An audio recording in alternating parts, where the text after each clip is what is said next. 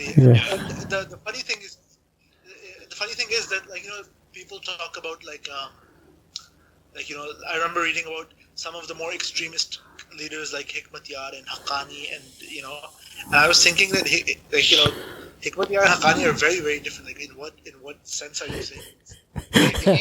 He even used very loaded language. He called Abdurrab Rasul Sayaf, Gulbuddin Hikmatyar, and the Ghilzai extremists. Like the Ghilzai, and he used it as a phrase. But I mean, if, like, honestly speaking, right? It's like racism. Can you imagine if you said, "Oh, this black extremists or white extremists"? Like, these are very loaded terms. And this is the equivalent in a country like Afghanistan. Anglo-Saxon extremists. Quite literally, and you read these things and you're quite shocked. Or, for example, the book about Canada in Afghanistan, where the author is referring to Ahmad Shah Massoud as the Lion of Panjshir. Okay, now that is a label given to Ahmad Shah Massoud by his own followers. Okay, if one is to be neutral or biased, neutral, unbiased, impartial, you either don't say that, or you call Ahmad Shah Massoud the Lion of Panjshir while simultaneously calling Mullah Omar the Commander of the Faithful. That is the only way that you ensure neutrality. But this reality is lost on a lot of people. Yeah. Yeah, it's even with Ahmad Shah Massoud, there's a good. He was like an Islamist activist, like, Yes. classical. Yes. Student activist, and I think until 1992 or 1993, something like that. The same things that someone like Hikmatyar or someone like the Taliban are accused of could be applied to, most of the same things could be applied to him as equally. But True. It just so happened that he also had sympathizers or admirers, like a lot of French, for example, like the fact that he was educated in France, or British journalists who had been with him, and things like this. So it kind of created a popular narrative. And even in the case of Ahmad Shah Massoud, this wasn't necessarily the case for a lot of his followers, but he himself, he had a very he had a very conservative sort of background. Maybe not in the sense of a rural conservative, like a mullah, but he was, in the sense of a student activist or like a student Islamist sort of thing. Yeah, definitely. So it is definitely very interesting that you have a lot of selective narratives being pushed, and very few of them stand up, to scrutiny. Another problem is that Afghanistan, a lot of people don't pay attention there, right? Unless, maybe there's a headline or something, the troops got killed, there was this bomb blast or something. They don't pay attention to it, they don't really care to look deep. Far away. Yeah, exactly. So I've got one final question I want to ask, right? So the popular perception, again, this is discussed in Canada and Afghanistan, this infamous book that we've just dissected 2 pages of, because of many errors. But the perception with regard to the Taliban's governance, right? The perception as put forth in this book is that Mullah Omar was based essentially sort of some medieval Khalif type figure who was reclusive, who was in Kandahar, very remote from the people, and he sort of ruled Afghanistan as a medieval sort of kingdom. What can we say is more accurately the Taliban's governance structure?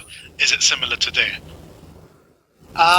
So their governance structure, in one sense, you can say that their leadership was a kind of a closed circle, in the sense that it was people generally from a similar background, who'd known each other a long time.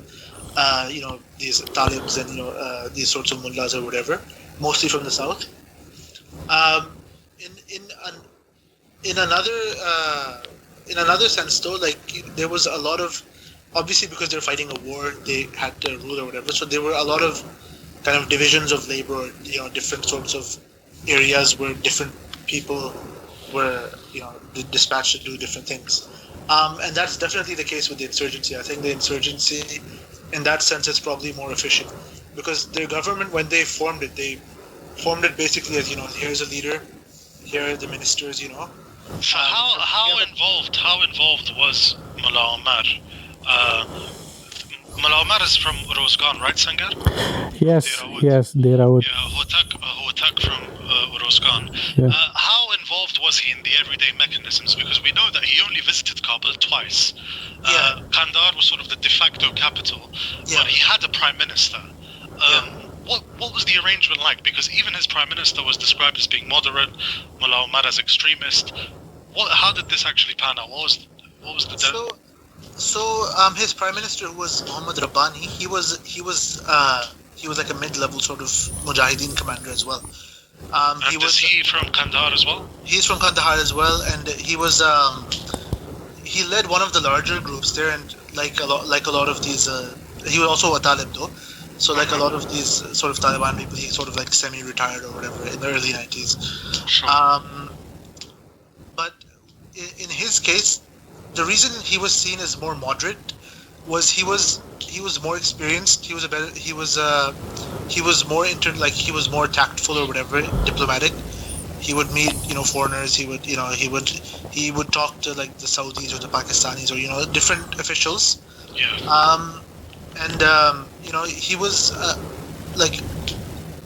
He was more competent in an administrative sense. At the same time, he was in charge of Kabul. Yeah. Generally, when people when they talk about Taliban misrule or whatever, Taliban being barbarians or whatever, they're generally referring to Kabul. They're not really referring to Kandahar that much, which is the more. So so Mullah Rabbani, this Talib from Kandahar, is he responsible for the misrule in Kabul? So there were two main councils, or so there was one in Kandahar, there was one in Kabul. He came when they captured Kabul. He was in charge of the Kabul council, but he was very often sick. He actually died from the same sickness. He often went to Saudi Arabia or Pakistan or wherever for treatment. So he was very often not there. And then obviously there is what's the word? When there's delegation, you delegate things, right? And a lot of the sort of I'm not sure what the word it would be, but like in Saudi Arabia they call it mutawaz, which is basically like religious police. Yeah. Amr bil Maruf.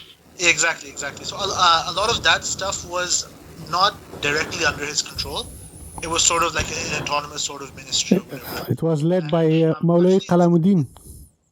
Yeah, Kalamuddin was doing that. Actually one of the older jihadi leaders as well. So it wasn't like he was also like a mullah or whatever, but he was a very old figure. So this was sort of autonomous. The Taliban, their governing structure at that time, it was sort of like at the core, the cabinet or whatever you want to call it, the council. It was mostly southern Talibs, most of whom knew each other pretty well. Yeah. A few Easterners and a few people like Jalaluddin Haqqani from the southeast. Variety of tribal backgrounds. Yeah, a variety of tribal backgrounds, and the sort of decision making was a closed circle, but it wasn't the sort of one man thing like Mullah Omar, micromanaging something, in the sense that you might get like in a very top down sort of state. Yes. A lot of stuff, particularly in terms of war, was like kind of outsourced to different commanders. So I'm really glad you mentioned war. I think we'll end it on this note as well. So one of the most infamous instances of Taliban waging war is 1998 Mazar-e-Sharif. Who do we hold responsible for? Because it's pretty well documented. It is, yeah. Who was on the ground? Who did? Because it seems, I may be wrong here, but it seems like it was actually a coordinated, concerted massacre, essentially. Who do we hold to account for? So who the commanders who were directly on the ground? There was a Taliban army commander. His name was Fazl Muhammad Mazlumiyar. He's now. Yeah, we mentioned him. Right? Yeah. So he was in charge.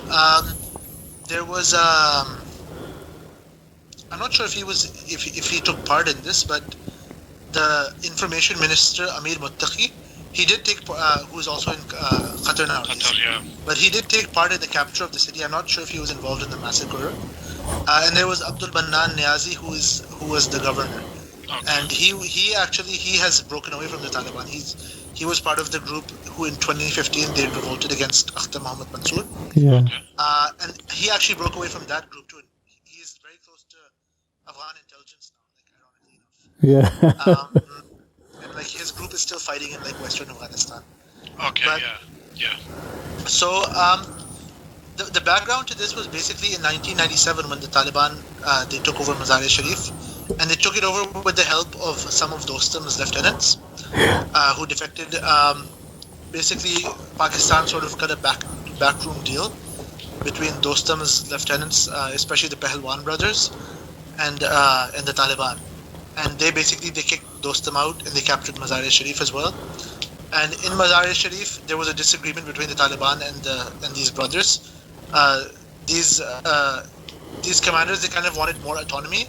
Like, they wanted to keep their weapons, they didn't want to be disarmed. Yeah. Which was basically the opposite of what the Taliban did, right?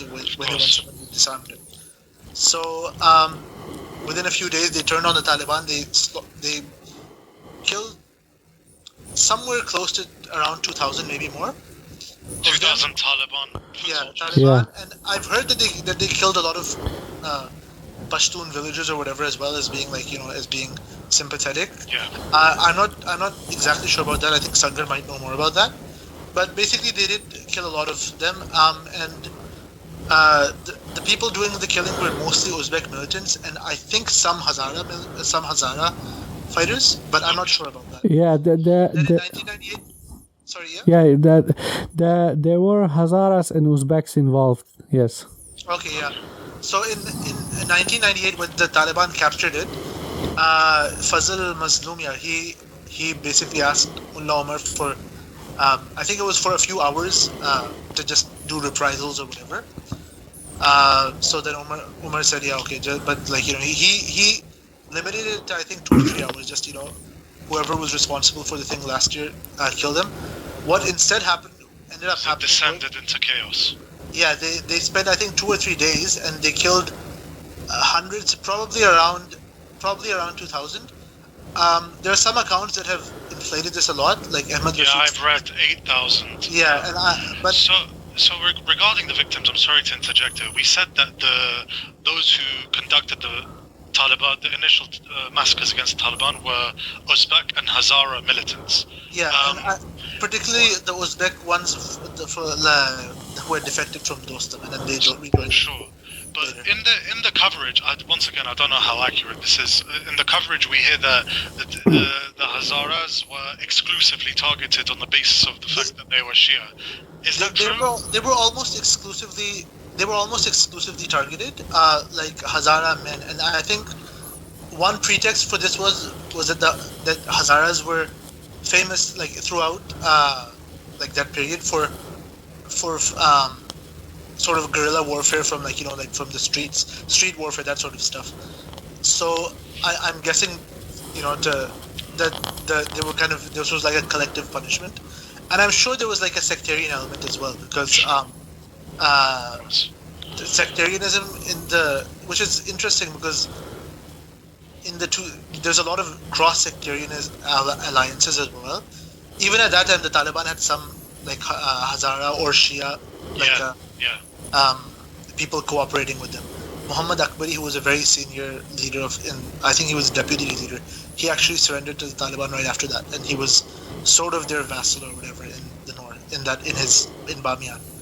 Okay. But I do think there was a sectarian element. There was also the fact that they were foreign fighters, and a lot of these were like kind of like militias, like from especially in that area. I think there were quite a few from Pakistan, including a lot of like wanted people who had been doing like back and forth Shia and Sunni sort of violence for a few years. So that also played a role, but it was definitely approved by Fazl Maslumiyar and whoever was in charge, by Niazi and these guys. But I'm not sure if they approved the extent to which it ended up happening. So they killed a lot of, I think they targeted a lot of Uzbek men in particular. and sorry, not Uzbek men, Hazara men in particular. I'm not sure how many Uzbeks or whatever they killed. I don't think it was that many, and I think the reason for that was that Uzbeks were Sunnis or whatever, so there might have been this sectarian angle as well. And generally, if you look at the Afghanistan war, just about all the sides committed atrocities. Taliban generally didn't massacre people en masse. This was the main exception. So this is the exception to the norm. This was the exception, but also again, kind of strengthening the sectarian argument. When they were fighting in Bamyan in 1999 and especially in 2001, they killed a lot of people. Dadullah, who was semi-autonomous, but he was a major Taliban, very famous Taliban commander. And was Dadullah's background? So is he from Kandahar as well? He's from Helmand, which is next to. Okay, sure. Was he part of the political circle? Was he military and tribal wise? Actually, he was a junior figure until 1997, when the Taliban were basically kind of trapped in the north. Okay. And at that time, he kind of led the breakout, the ones who survived and escaped to Kunduz. So he was very popular among the fighters, and he was not actually liked by a lot of his fellow commanders, and there was a lot of tension, even in the insurgency period, where he was kind of doing his own thing. Sure.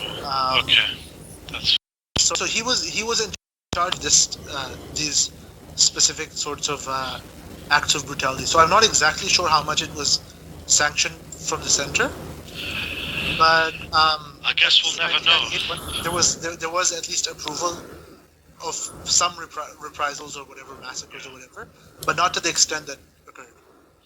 I guess we'll never know, and I think we'll end it on that pretty grim note.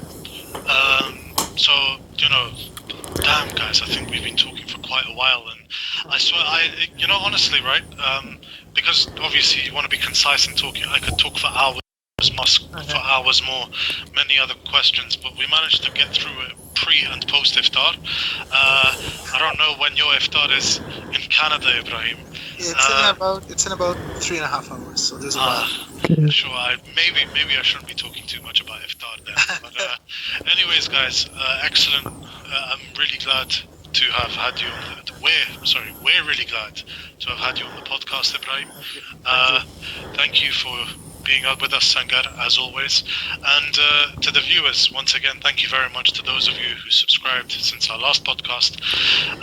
Syed Ibrahim's Twitter handle is already there underneath his the little box within which his head is in, his ears.